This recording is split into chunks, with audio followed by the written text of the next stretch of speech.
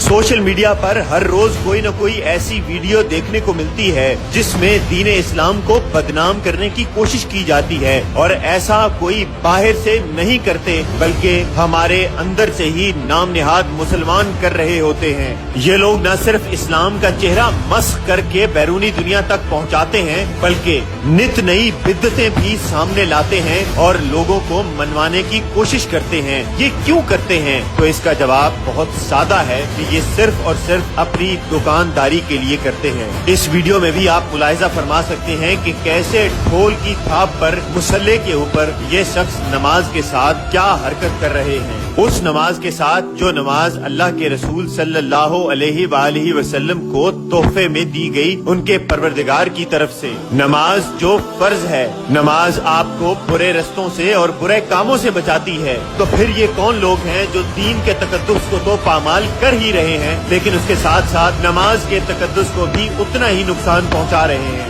ये तो जो है सो है, मगर मातम तो ऐसे लोगों की सोच पर आता है जो इन वीडियोस को देखते हैं। न सिर्फ वो बल्कि वो जो ऐसे शोबदाबाजों को मानते हैं और उनकी मौजूदगी में जब वो नमाज के साथ ये हाल कर रहे होते हैं वो चुपचाप खामोश लाशों की तरह देख रहे होते हैं। न सिर्फ देख रहे होते हैं बल्कि उसी अमल को दोहरा भी रहे होते हैं। खुदा के लिए खुदा के दीन के साथ मजाक करना बंद करें और उसमें नई नई चीजें मुतारिफ करवाना बंद कर दें, क्योंकि अल्लाह के नबी सल्लल्लाहु अलैहि वालैहि वसल्लम ने खुतबतुल विदा में ये फरमाया था कि आज ये दीन तुम पर मुकम्मल कर दिया गया है। जब अल्लाह के नबी सल्लल्लाहु अलैहि वालैहि वसल्लम की कही हुई एक एक बात पर मोहर है तो फिर मैं और आप कौन होते हैं कि उसमें कुछ भी बदलाव लाएं या फिर बदलाव लाने की कोशिश भी करें। तो फिर ये तो तय है कि जो उसमें बदलाव लाए वो हम में से नहीं। आप सबसे हमारी इल्तिजा है कि ऐसे शोबदाबाजों से दूर रहें, क्योंकि याद रखिए बुरे काम का साथ देने वाला भी उतना ही बड़ा गुनहगार होता है